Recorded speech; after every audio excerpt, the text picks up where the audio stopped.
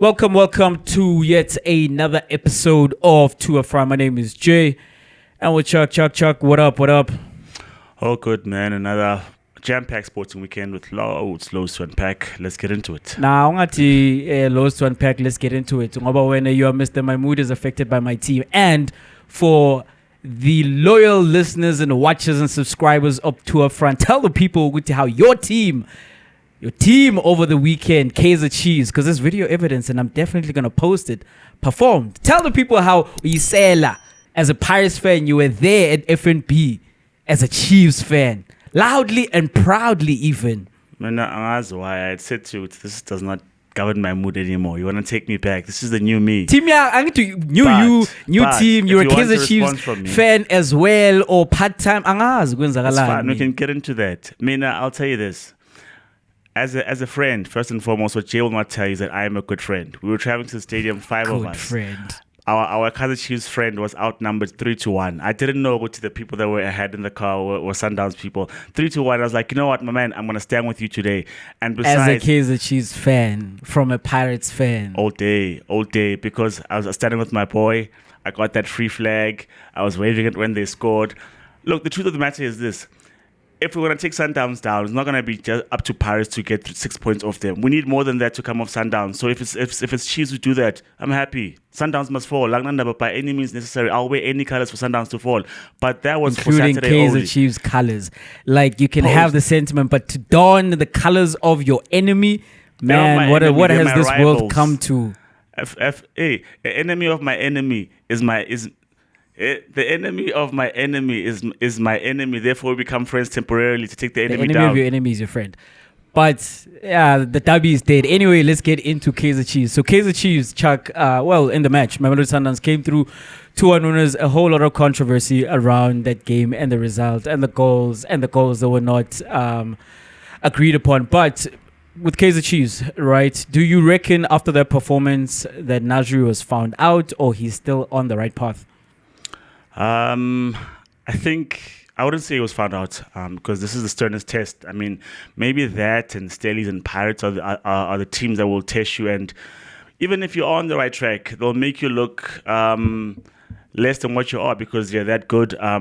They are that cohesive. They've been together for as long as they have. And so, I mean, even though Manqoba is new at the helm, a lot of the players that they had picked had played together for a long time versus what Nabi's trying to do, get new players coming into the system, have a new style of play. So I wouldn't use the word exposed, but I will say this. I say a couple of things from last season started to creep in. That long ball, that midfield-less play where they just play one or two passes and they play it long. That being timid in possession. So I think some of those things started to creep in when Sundowns were heavily the dominant force in that game. So I wouldn't say they were exposed, but I think it'll take time for Nabi to express his ideas and get things going because there were players who were on the money, but there were other players as well who didn't show up on the day. So I wouldn't say exposed. I still say they were right on track because most of the second half, I think they had a good showing, a good fight. They just didn't put the ball in the back of the net. I mean, because if Ranga scores, if Dupree scores, then we're speaking something completely different because you may want to say, if you look at the first half, that Kaizer Chiefs fluked their first goal. But if they scored in the second half, you wouldn't say that. So I wouldn't say it was exposed. I still think fans of Kaizer Chiefs can be optimistic, but I think there needs to be some consistency in their play. They can't play and then switch off and then play and then switch off. If they can play the whole time and then if they get caught out, they get caught out. It's football. It happens. But you can't switch off in certain moments. So I think, based on what they were for the past couple of seasons, this was a good outing. This was a good showing for them against the best team in the league. So not exposed, still on track. Yeah, Nasruddin Nabi shone in that game for me, and particularly based on his comments after the match when he said when Sundowns took the lead, he saw similar things creep in from last season where the heads were down, and he was expressing the sentiment that cannot happen at Kaizer Chiefs. We are who we are, and we must own who we are. And these things happen in football matches that you will go behind, but you need to still maintain the image. And the idea that we're a big team and we're playing at home, we're playing in front of a raucous home crowd, and we can come back in this match. And this was something that was highlighted then in the performance in the second half, because yes, they got the fast start, Ranga scoring that goal within 10 minutes. And then Sundowns coming back with an offside goal, to be very honest. Well, not the first goal. The first goal was clean, and what a finish from Ribeiro. But that second one, Ribeiro was offside. According to me, he was offside. But then they are 2-1 down, and Sundowns were seemingly purring. You see them playing out of the press, and Kaizer Chiefs are not pressing then as much as they did to begin with. And the confidence was sapped out of them. But the mark for me of good coaches is, what do teams look like, particularly when their backs are against the wall, they down at halftime. What do they look like when they come out of the change rooms? Because the coach has had time to get them in there, to say whatever he needs to say to them, to motivate them, to show them tactically where they're messing up, where the other team has an upper hand, and how to correct that. And in that second half, Chiefs were very much the team that were on top. Like Sundowns, at some point, they could not play out. They could not play out from the back. They could not. They could not connect any passes. There were changes that were made, yes, but there was no cohesiveness, and it felt as if Chiefs were continuing to win the ball back as quickly as they lost it, and they were in on the attack once again. And that's the coach for me, because if the natural instinct still at this point is that when we face adversity, our reaction is, oh, woe is me. We are once again in a position whereby we're going to lose. And because winning and losing is a habit, and those boys have gotten accustomed to being on the losing end, particularly against a team like Sundowns or a superior team. So for them to then regain some confidence and have a positive self-image about them going out in the second half, for me, that's the coach, right? Where I did not like his approach, or where I disagreed with how he set up, it was with Duba playing as the auxiliary left back, where they were then in the back five when they were in defense. And I understand why he went with that formation. I just don't think Duba was the person. He persisted with him for a majority of the game because Mokoena had his way with Duba. But again, when Nabi does shine is at some point he switched cross to be the player furthest in that line and to be the one who is confronting Mokoena in those one-on-one duels. And I feel that Cross came out on top in those ones.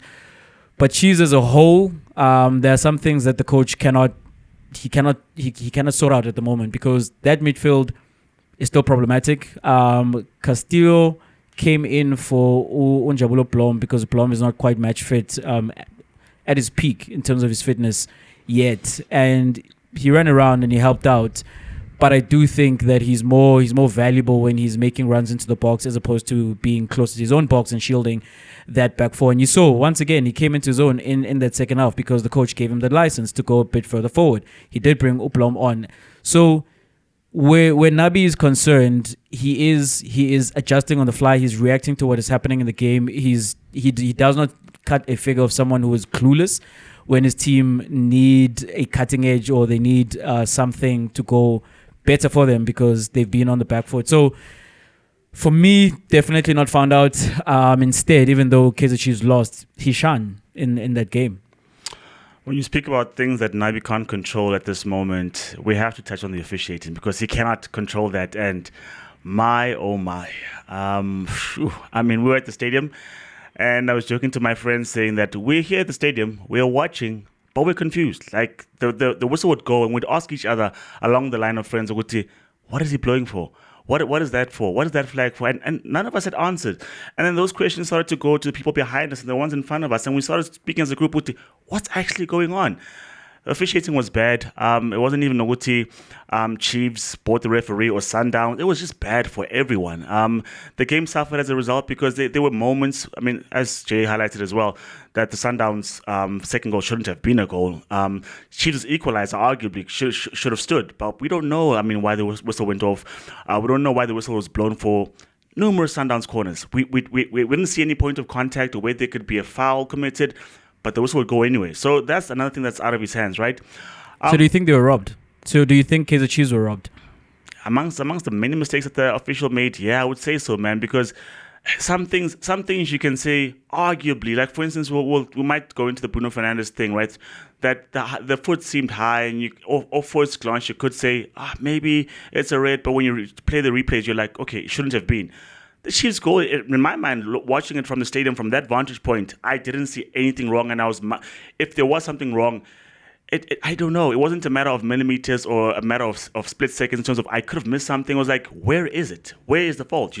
So with those kind of situations, then you can use the word robbed. If things are close and someone is like 3 centimeters onside but it's called offside, then we can argue and say in real time it's difficult. But with that goal, I don't know, man. I don't know. So I don't think they were robbed.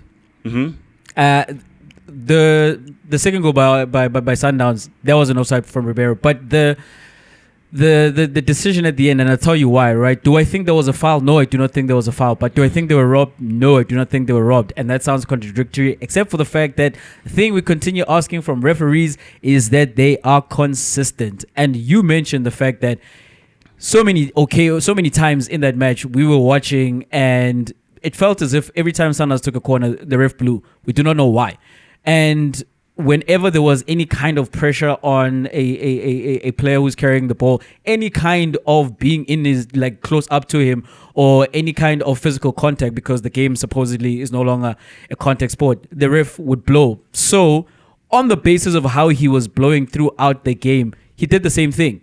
See, if there was like a once-off occasion, and maybe because I'm not a Chiefs fan, if that was a once-off occasion, I'd be like, yeah, it was the wrong call. But it was the wrong call in a series of wrong calls, because any of the other decisions that he made, which I would say were not the right calls, were not fouls, they could have turned the game in any which way. So it is, and that would be like revisionist. But if we're going with he was consistently bad, that was consistent with the way that he was blowing, and as a result, it so happened in the biggest of moments for Kaizer Chiefs in that game, arguably.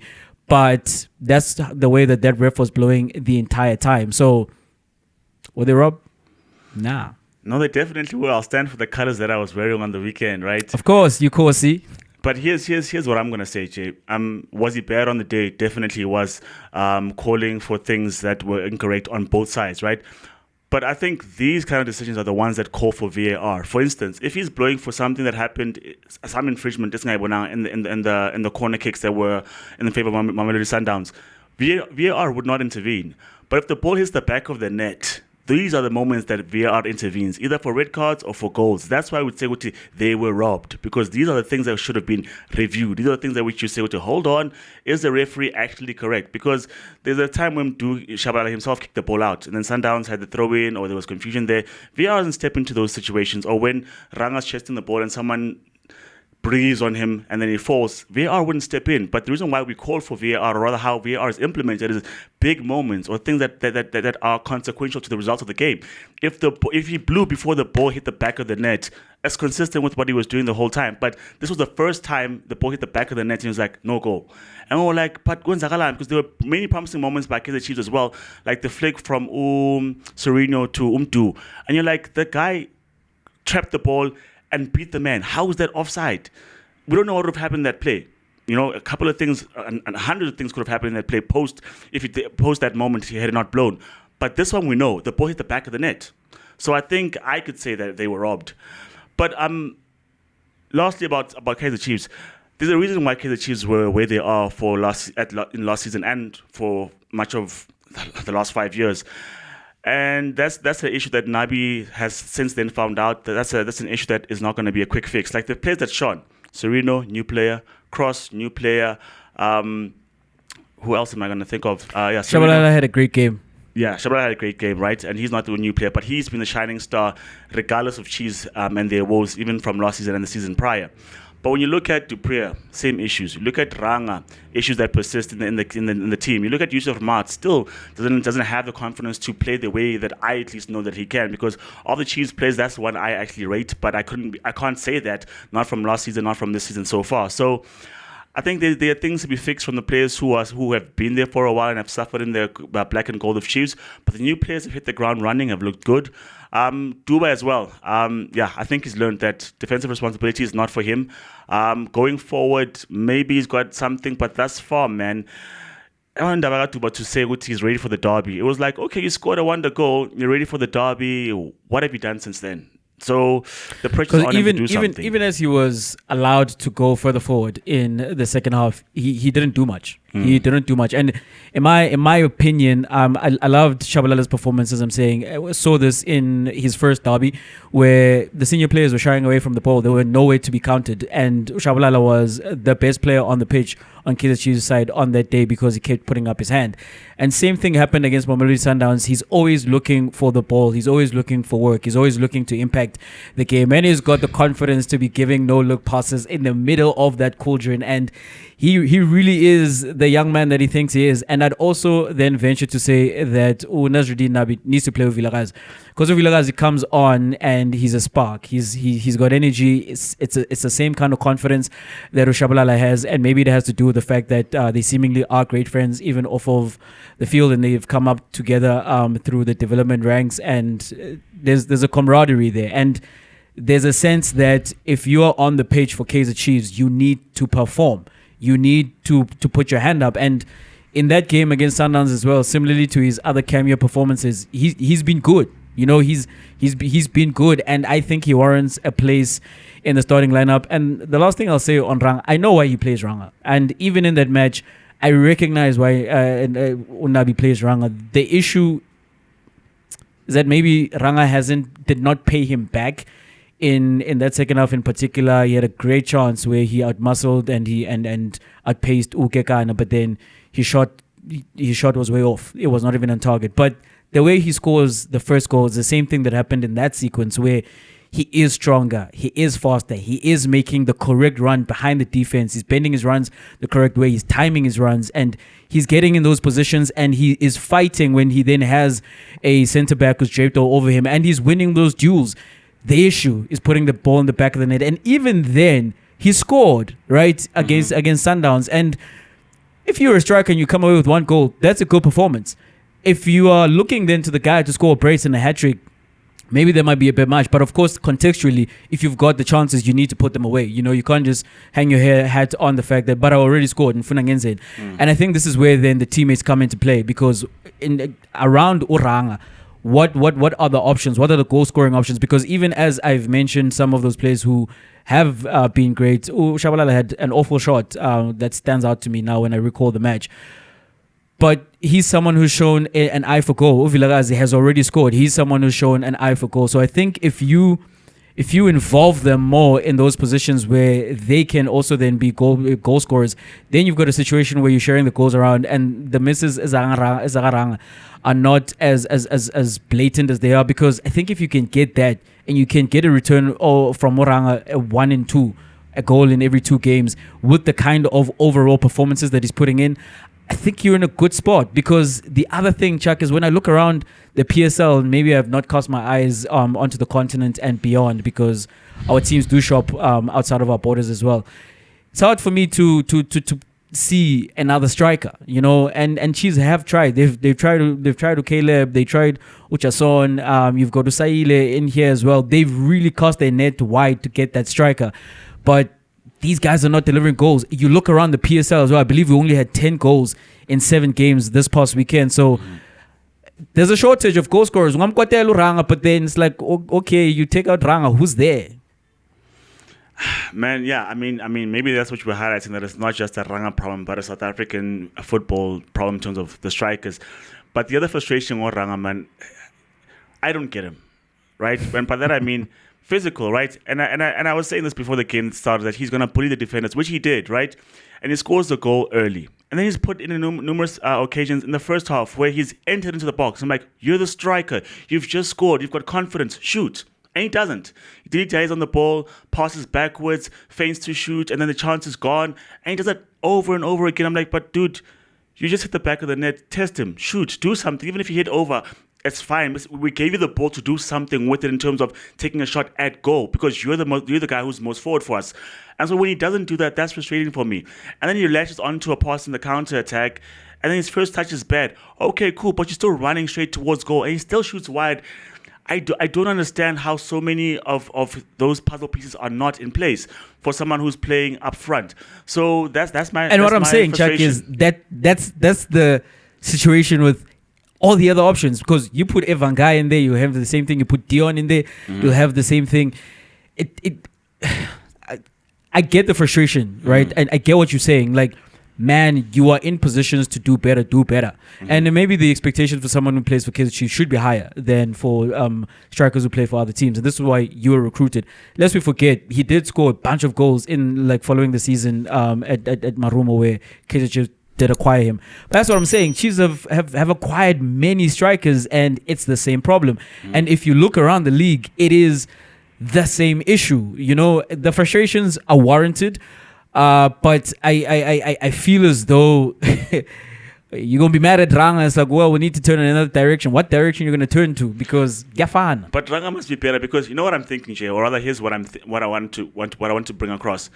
We would know that Mngqithi is frustrated, Mngqithi shoot, right? But Mngqithi is not the striker. Yet on the flip side, when Tebogo Mokoena gets the ball, he's going to give you at least 4 shots. My only complaint is that, Ranga, you're in the box, shoot wide, shoot high, but shoot, so we can say he's doing something. It's coming together. He did shoot, Chuck, and it went off target, and then the Kaizer Chiefs fans were ready for him to come off the field. So Maka shoots in the corner. No, but that was after. The conversion is not great. He's not. That's after it frustrated us a lot as the weekend. Yeah, after so many box entries and not shooting. No, one day only, and I need to give you a picture of what happened the weekend. I was quote unquote wearing the colors. But I saw on my final statement. I saw if you want something done right, you do it yourself. So Thanos did, after having sent all these other minions, was yelling the black and white of pirates, and he's going to do it himself. Caesar-born. All right, Chuck. On the flip side, right, the team that did win, Mamelodi Sundowns. So Mamelodi Sundowns came through as 2-1 winners in that match. Again, Mokoena, he was not in the squad. Sellout did not come in until 15 minutes were remaining in that match. Is Manqoba Mngqithi justified for not playing these players because he continues to win? Or is he just continuing to be stubborn and needs to change his position on this? They can win the next 2-3 games. I will say he's continuing to be stubborn because, one, Chiefs, I'll tell you this, right? Of the 2 guys that were out, Osela comes on as a sub. Everyone in the stadium knows what time it is. Because as soon as he got onto the pitch, all those chances that Dupree missed, he was going to rue them because there was no further entry anymore. Because as soon as Sailor got onto the pitch, it was game over. It was effectively game over. That ball over the top that Chiefs were getting success with, game over. And everyone knew that, right? He gives them that sense of, on the right-hand side, it's locked down. No worries. And when you look at how they played and the shape that they had with Allende playing deep, man struggled. We know that guy to be a quality player, but out of position, he cannot help himself. He doesn't have the physical gifts, doesn't have the engine, he doesn't have the work rate in that particular area. So they were missing a lot of creativity because usually when you've got Uzwane and Allende in tandem working together, its chances galore. If you look at the fact that they had Matthews, they had Reyners, and they had Ribeiro, usually those guys are feasting on chances, and the person that we could speak of who got the ball a lot was Matthews, who did I think quite exceptionally well in the first half, given that Sundowns weren't really at the races up until midway in the first half. So usually, if you've got someone who's going to supply those guys of that caliber, that game should be easy. But then you need protection. Protection is Tebogo Mokoena, right? So I think Sundowns players are good enough to get you the win, but sometimes you have to get the win comfortably. Sometimes you have to get your goal scorers scoring, because if Ikram Reyners didn't score today, the question marks are going to come because someone like Shaulile is struggling. You're not going to bring him in for Reyners or him for Ribeiro. So I'm just saying he was stubborn. The win glosses over those type of decisions, but for me, Sundowns looked off for much of the game in terms of what we know them to look like. Yes, there were passing patterns, there were things that were happening, but when you look at when Kaizer Chiefs had the ascendancy, Mokoena would have put in a shift. That's the thing that you love about Mokoena, that if he's not having a good day, one thing you definitely can guarantee from him is that he's going to put in a shift defensively. And so when you look at Kutia, he struggled. If you look, but then they had to bring on Abu Tiruk, had to bring on Abu Mdiba, just to have that stability. One player could have done that because he gives the midfield a different shape, a different dimension altogether. So they won, great. They still got good players. They're not going to suddenly fall off. But I think he's being stubborn. The evidence is there right before his face. I was getting on board with Manqoba. I was right there. Like, put 4 past Mbabani twice, put 4 past Marumo Galans, and Sundowns were purring. I see the more direct football. It is working. It is delivering goals. And then we were there at FNP, and I feel like this entire season is going to be a roller coaster for me because Now I've got one foot off the train again because Chuck, yes, Sundowns won that match, right? And we already covered the fact that there were maybe some things that went their way, and the result itself is glossing over some of those things. The result itself is also glossing over some of his choices in terms of personnel, right? Take Rivaldo Coutinho to begin with. Yeah. Rivaldo Coutinho is amazing in possession. He did find those diagonals to exploit the space behind the Kaizer Chiefs defensive line. That high line as well, he was the one who was most likely to play the pass.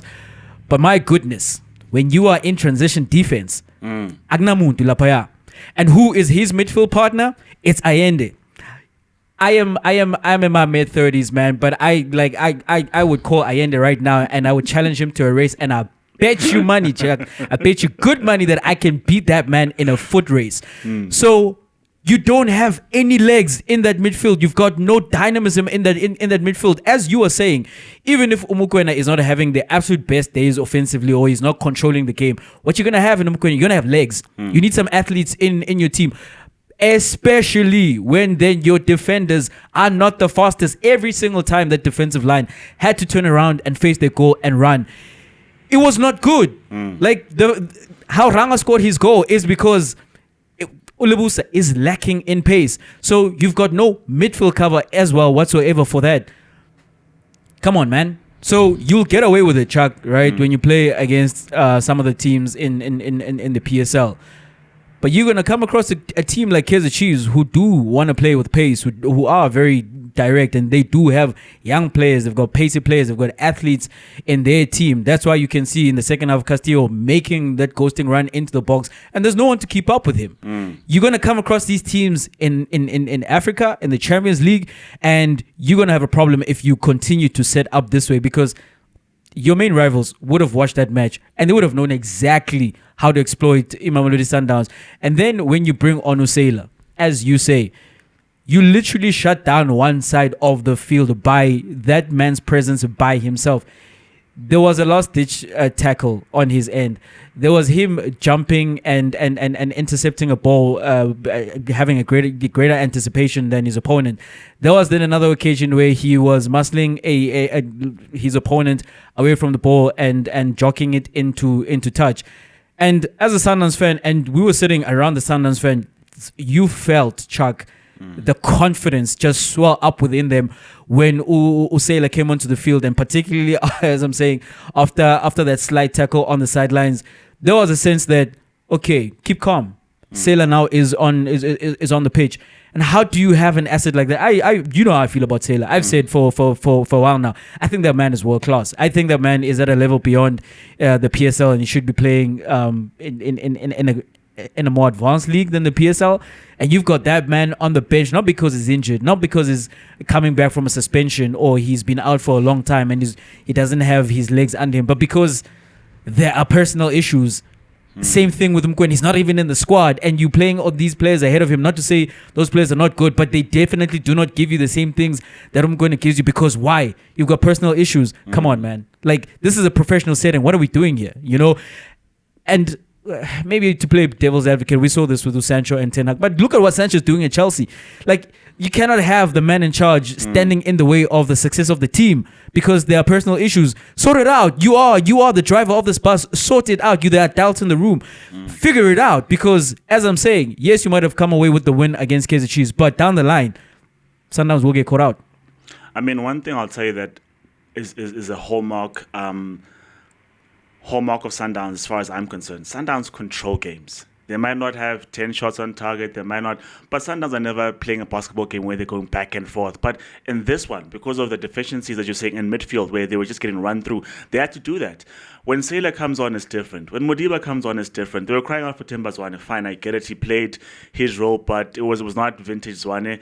But when you have all your pieces in a big game, in a cauldron that is the FNB Stadium, play them, win, make a statement. Because personally, I think it's a bigger statement to say, I played all my cards right, I smashed Kaizer Chiefs 3-0, what now? Versus, I don't need Mokoena, I don't need Sela, and I won anyway. I don't think that's as big a statement. I don't think that's as impressive. For me, put all your best cards on, smash them, and say, Nabi or not, what now? That, for me, makes sense. But Manqoba do what Manqoba does. asibone ukuthi uzothini and what he's going to do going forward.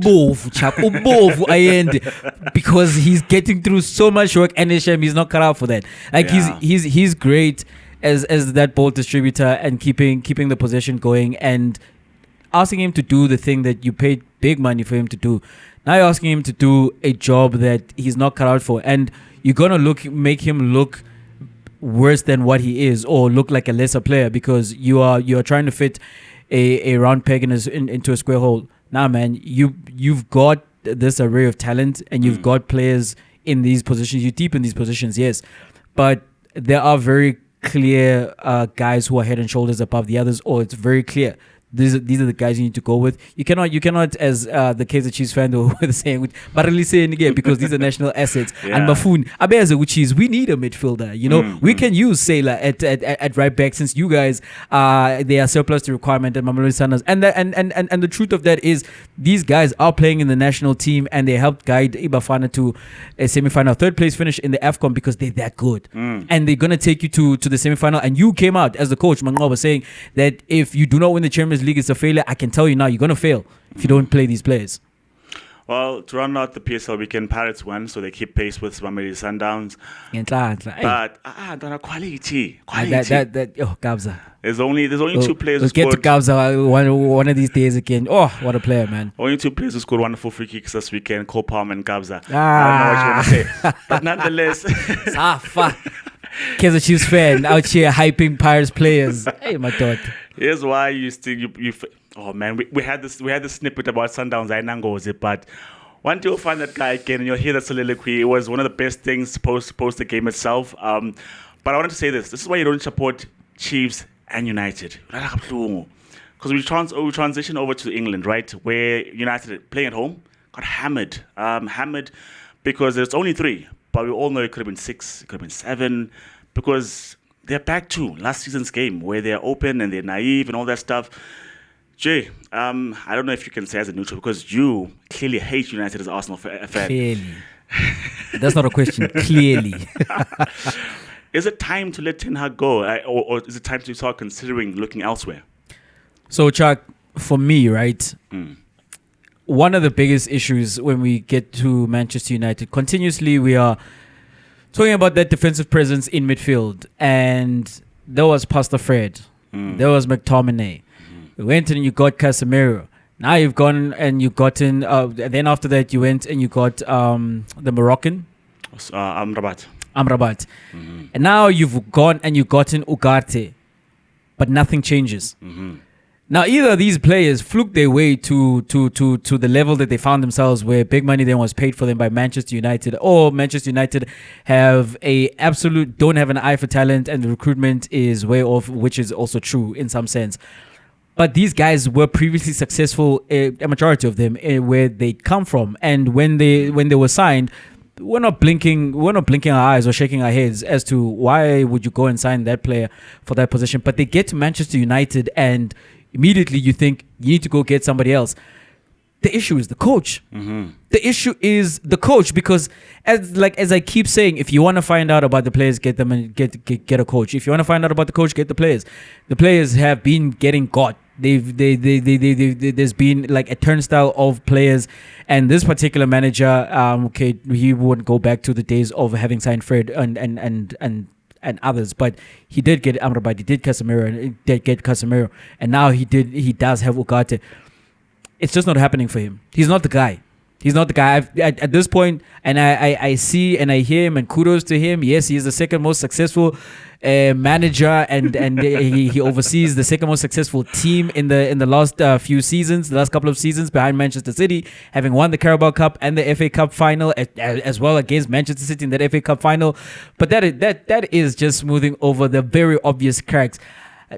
Siyabonga, if you're a United fan, you're like, thank you for the trophies, but in the long run, you are not showing us anything. We do not see a blueprint. We do not see any plans. We do not see any ideas. Look at what Maresca is doing over at Chelsea. There are still some teething problems, and they still have some way to go, but they've come ways still. Same thing we said about Arteta when he joined Arsenal, that yes, they're finishing in 8th place. And when they won the FA Cup, it's not just, oh, you won the FA Cup and you beat City and Chelsea along the way, but you saw a semblance of what the team would have become, and he did away with the deadwood and he got his players, and consistently they are challenging for the title. And this is not a fluke, right? This is a plan that we are seeing in action, and I don't know what the plan is from Ten Hag. I don't think he knows what the plan is either. He needs to go. When you speak of Maresca, right, Chelsea are still leaking goals, but they score more than their opponents. So they're winning games. They've got issues, but they're working. They're performing better than the issues. If they show up, then they become good, right?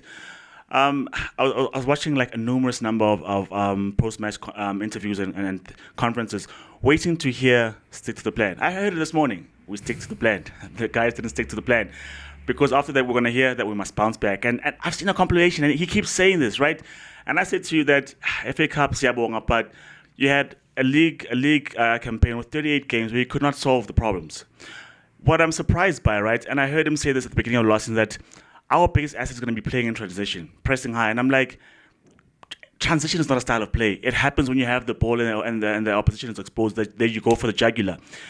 I thought to myself, right, in our best campaign, our first season, we happened upon a midfield of Casemiro, Bruno, and Eriksen. We were playing good. We were pairing. I remember saying to you at some point that had we not gotten beaten by Crystal Palace with that screamer by Olis, that amazing free kick, we'd be 3 points off Arsenal going to the game at the Emirates. But we went into that game 6 points off, and we were in the mix, right? Ultimately, we ended quite far off.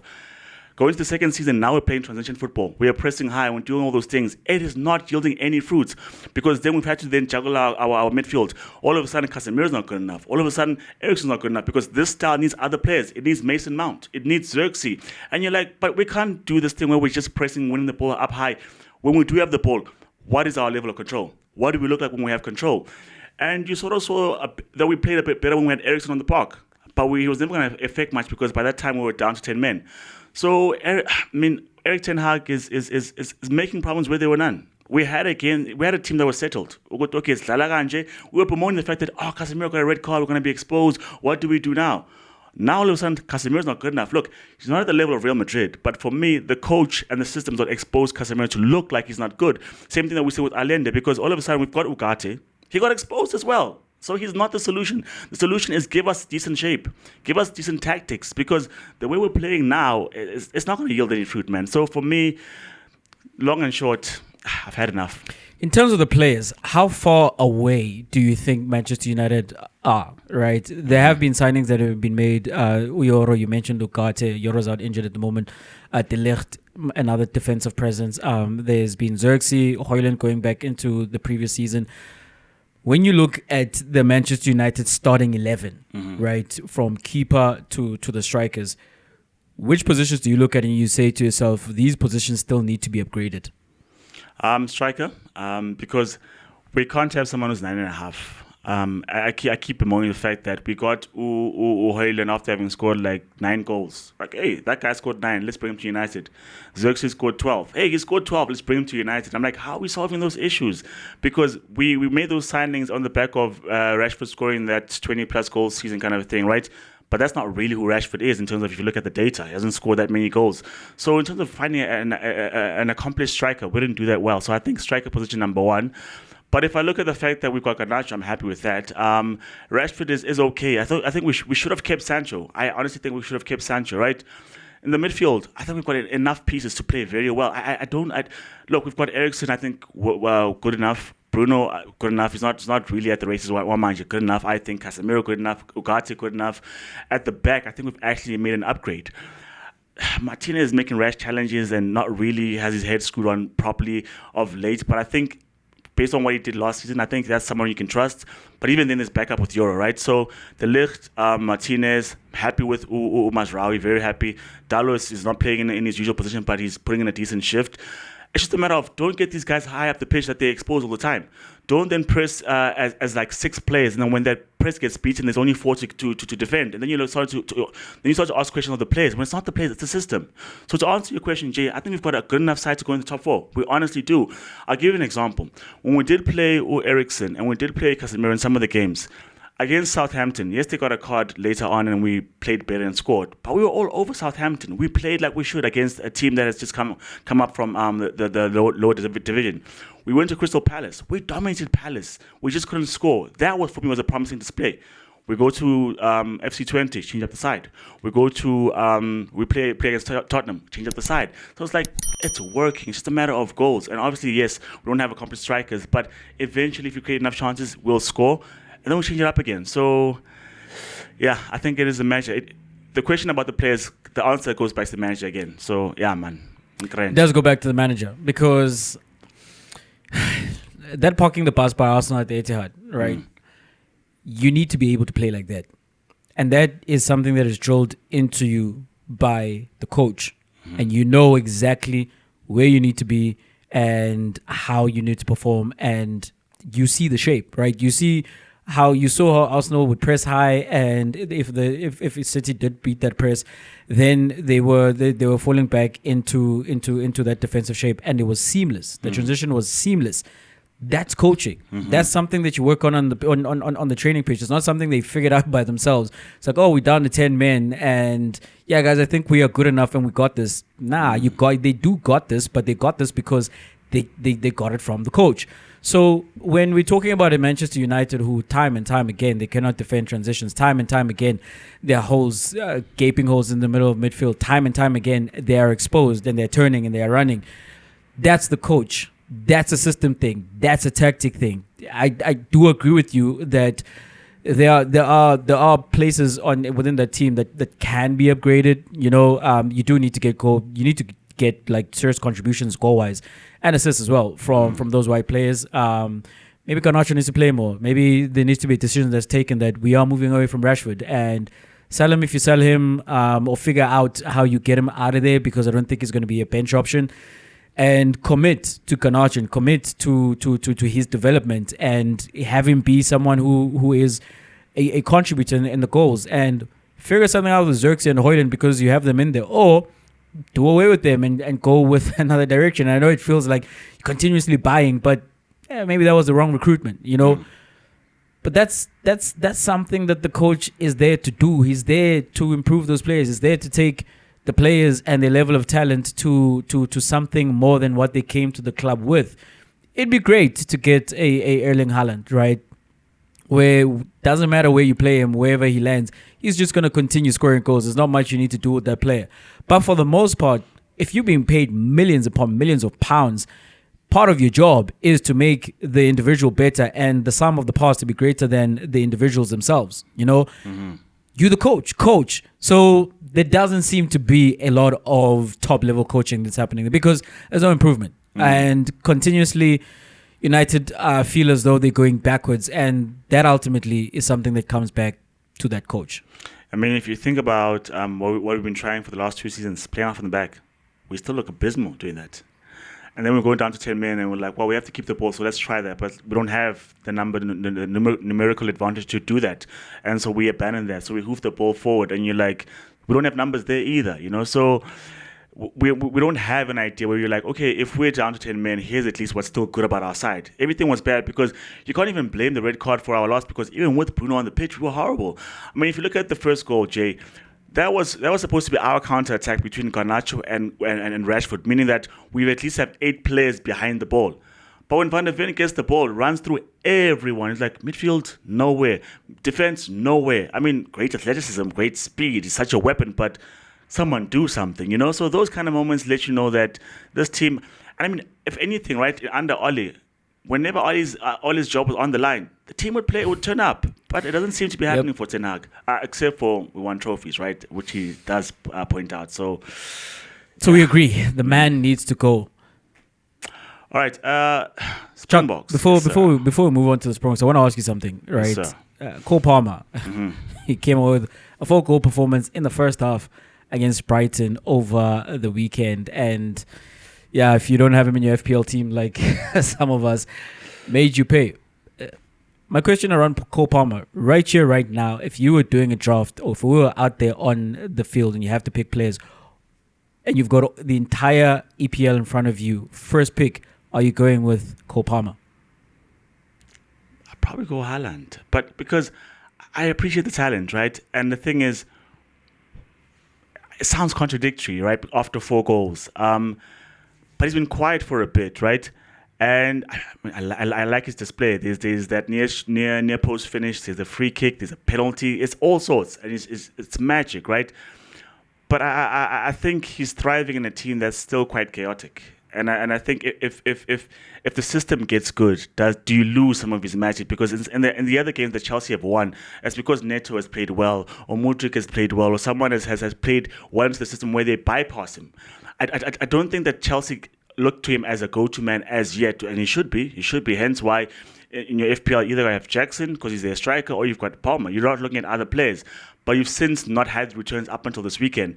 If I'm starting a fantasy side, I'd have him my side, but I wouldn't have him as first pick. You'd go Haaland. I'd go Haaland because it's one of those things where stick him in that place, in that hole, and he'll get the goals more often than not. He's a 4 out of 5 shots converter. So I mean, if you want to win games, you have that weapon. Right here, right now, Chuck, with Roger out injured, that is the caveat. I think I'd go Cole Palmer because Haaland is who he is, right? But I think Cole Palmer, in a vacuum where all things being equal, he's got more things to win you games. You say that he's not been as involved. He's not scored 4 goals in the other matches, but he has been involved. Even in that performance against West Ham, Nicholas Jackson came away with the plaudits and the headlines because of the brace. But the other goal was scored by Cole Palmer, and what a finish that he had on the edge of the box. And it feels as though all the good things that happen at Chelsea, they tend to happen because Cole Palmer is involved, whether he's scoring the goals or he's providing the assists. This man is the reason why we are not looking at Enzo a lot more sideways as we should, because he is not putting in performances that are worth his price tag. Kaizer is a little better, but still, none of those £100 million boys are setting the world alight. And the reason that they are able to get away with that is because Cole Palmer time and time again comes in and he bails them out and he bails that team out. So right here, right now, if I am choosing a team, I think I'm going Cole Palmer with the first pick. I can respect that, but for me, goals win you games, right? Cole Palmer scored 4. Exactly. I'd say if for me, Haaland's been plug and play from Salzburg to Dortmund to City. Put him up front, he scores, kind of thing, right? Whereas with Cole Palmer, he's come good right now. I've got more of a track record from Haaland. I've got 50 goals from Haaland, so that's who I pick first. But I definitely do respect your pick in that I'd have him on my side. All right, Springboks, we go to Mbombela where the boys did the things, and by that I mean we showed the Argentine, which you played well back in your home country, but when we come to Mbombela, it's a different ball game altogether, and we smashed them. 48 points on the board, we smashed them.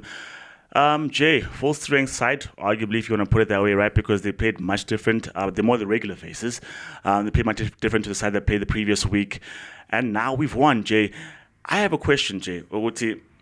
Being that we've won, when you look at the entire campaign in the Rugby Championship, the only time we've lost was against Argentina. You look back and you reflect and you say, it was great, or do you bemoan that loss? It was great. You can't win everything. You simply cannot win everything. And even when we won the World Cup, we didn't win every game. We've never actually won a World Cup by winning every single game from start to finish. So you will give you that one, but and that is the battle. But we'll take the war, and that's what happened over here. And I think feels as if the South Africans were due a loss out there in Argentina. There was maybe some complacency that crept into the side because of all the winning and the high intensity matches that we're playing against the All Blacks in particular. It's quite difficult to get yourself up emotionally, especially once again after you've had the clashes with your rivals and everything that comes with that, not just the battles on the field, but the things that happen off the field. And we're in Cape Town and the cultural significance of that. So it makes it was a bad loss because we're 17-0 up, but against an Argentina team that came back from 20-0 down against Australia and had won in New Zealand as well. So they're right there. They're a good rugby team, but we knew that we were coming back home. And I I feel like this is the way to win the Rugby Championship. Like, do it in front of your home crowd. Elizabeth is becoming the record all-time Springboks appearer, and there's a festival in the air. You know, like you shouldn't be winning the Rugby Championship at 1:00 in the morning in a foreign country. It's like, nah, bring it back home. Let's get the records. Let's get the W. Let's get the ultimate trophy, and let's all just feel good and celebrate. And what a Rugby Championship it was. The Springboks were very much, yes, the trophy does declare that, but in terms of you saw the play throughout the championship, the form team, the dominant team, I dare say, and rightly deserved the kind of play that we put out on display. We came back from back-to-back Rugby World Cup wins, and the first thing that we did this season is we are rejigging things. We are putting a new paint of coat on a classic house, and you see Peter Steff, you see Kolisi running in the channels out wide. You see us taking the ball out wide at every opportunity. You see the passes that we're playing in midfield, cutting out players. Abu Fasi coming onto the ball, and you see Fasi coming back from the wilderness, and other players and of that ilk, and establishing themselves and giving coaching headaches. And as I'm saying, the main standout is the brand of play. And you know what? For the longest time, the world was saying, yeah, we see the Springboks are winning, but it's ugly. It's the big boys, and it's slow, and it's dependent on the set piece. It's the scrums, it's the lineouts, and it's kicks, it's high kicks, it's kicking for territory and for touch. Like, when do they play? They win, yeah, but they win ugly. And I'd rather see some champagne rugby. You will rue the day you wanted to see champagne rugby from the Springboks, because now we still got the physicality, and there is that ball is now flying around and it's fizzing around, and there is some champagne that has come into the Springbok side, and scary times, but not for us. If you were to grade the other competitors in the Rugby Championship, how would you grade them, giving them A being the best, and then maybe F being terrible? And that's obviously Australia, Argentina, and the All Blacks. It's an F for Australia. Yeah, that goes without saying. They're in a bad place right now, right? And we'll see if they can recover that. I think they, more than the All Blacks, even have suffered the most from not having South Africans play in Super Rugby, and only meeting that level of competition when you come to the Rugby Championship. So they come into this undercooked, and we'll see if they're able to figure that out, if they're able to turn that around. So I'd give them an F because it was terrible. It was absolutely terrible this season. They didn't win a match. They won no matches, Chuck. That's no, Jay, did they not beat Argentina in the first round? My apologies. Yeah, they got something on the board. They did get something on the board. They did get something. My apologies to the Australians, the Wallaby supporters. They did get something on the board. But either side of that, they were terrible. Although they also did give a good showing against the All Blacks in New Zealand in their first match. Do I want to upgrade it to something other than an F? I agree to F. It's an F. The All Blacks have a new coach in Reza, and they are rebuilding as well.